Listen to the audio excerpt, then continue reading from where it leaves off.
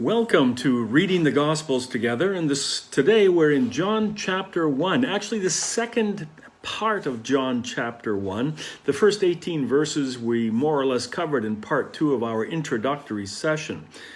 Now, as much as with the other Gospels, the first person we run into is John the Baptist. And we forget how important John the Baptist is to the Gospels. Not only does he pave the way for Jesus, preparing the people for Jesus' arrival, he also prepares the way for the Gospel, establishing many of the main themes of Jesus' message.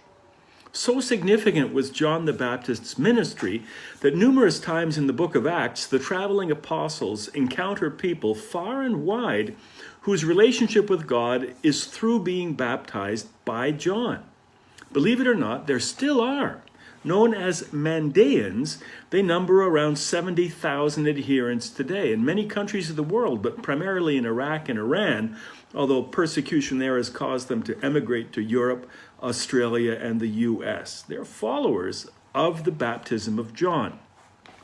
Now, the Gospel of John, which confusingly shares the name John with John the Baptist, let's make it clear that these are two different people, also makes it clear that the Baptist is not the Messiah, or in John's language is not the light, but instead points people to the light, which is Jesus. Now, back to the Gospel. We read that John the Baptist testified about him when he shouted to the crowds, "This is the one I was talking about when I said, 'Someone is coming after me who is far greater than I am, for he existed long before me.'" Now, the gospel writer is going to make this point again and again. Jesus is truly God and pre-existed his earthly state. He doesn't feel as though the synoptic gospels have made this clear enough that Jesus is somebody that's pre-existing all of the other characters there. And to clarify further that John himself is not the Messiah, the gospel states, "He did not fail to confess, but confessed freely, 'I am not the Christ.'" That's John the Baptist speaking. So now that we're clear who John the Baptist isn't, we can hear from John the Baptist just who Jesus is. He says, "Behold the Lamb of God who takes away the sins of the world," when he sees Jesus coming for baptism.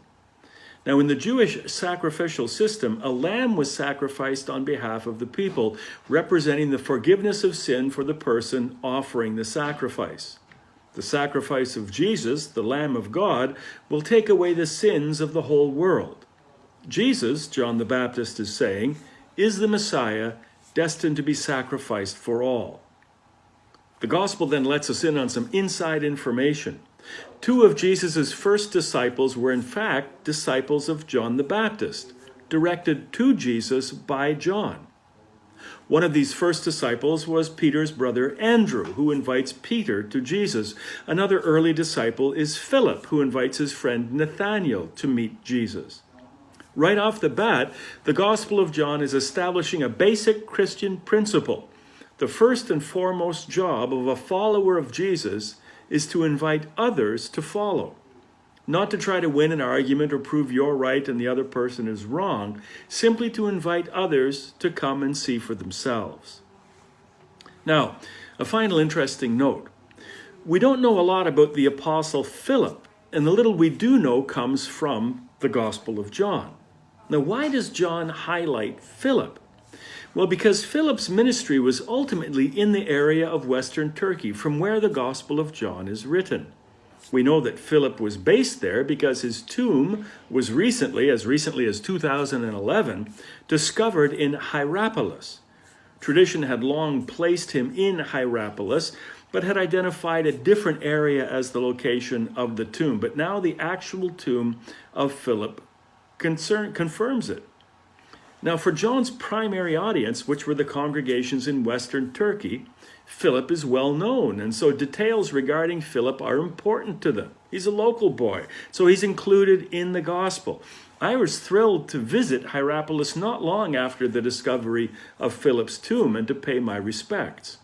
And if you watched our introductory video, you may remember that the primary witness to the authorship of the Gospel of John is Papias, who was himself bishop of, you guessed it, Hierapolis.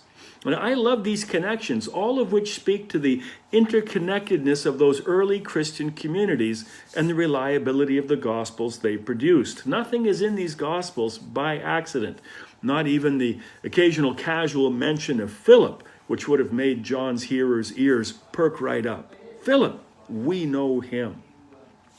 Next, we're on to chapter 2, and you'll be pleased to know that we're heading on to more familiar territory with the miracle at Cana and the shocking clearing of the temple. Armed with what we've learned so far and building upon it, you'll begin to understand more and more the significance of what John says and when he says it and why. We'll see you then for chapter 2.